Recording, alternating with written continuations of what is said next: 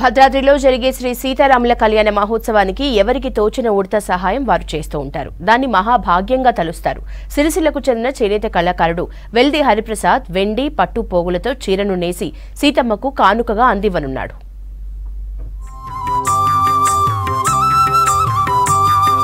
ప్రతి సంవత్సరం భద్రాద్రి శ్రీ సీతారాముల కళ్యాణంలో ఏదో ఒక కానుకను అందించే సిరిసిల్లవాసి వెల్ది హరిప్రసాద్ ఈసారి ఓ ప్రత్యేక కానుకను అందివ్వనున్నారు. బంగారం, వెండి, పట్టుపోగులతో అద్భుతంగా మగ్గంపై చీరను నేసి అబ్బురపరిచాడు. కళ్యాణంలో సీతమ్మకు సమర్పించే ఈ చీరపై భద్రాద్రి దేవాలయంలో ఉన్నటువంటి సీతారాముల ప్రతిరూపాలు, చీర మొత్తం శంకు చక్ర నామాలు, చీర బార్డర్లో జై శ్రీరామ్ పేరు వచ్చే విధంగా నేసి అందరినీ ఆకట్టుకున్నారు.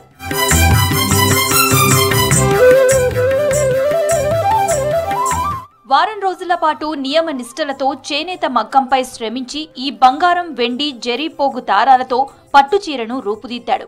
ఈ చీర బరువు 800 గ్రాములు ఉంటుంది. దీనిని 2 గ్రాముల బంగారం, 150 గ్రాముల వెండి, పట్టు దారాలతో నేశాడు. చీర కొంగులో సీతారాముల కళ్యాణం బొమ్మను నేయడం విశేషం.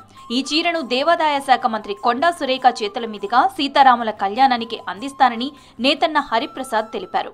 ఈ సంవత్సరం కూడా సీతారాముల కళ్యాణానికి సీతమ్మ వారికి బంగారు పట్టు చీర నేయాలన్న ఉద్దేశంతో చీర నేసినాను. ఈ చీర కొంగులో సీతారాముల కళ్యాణం ఉంటుంది.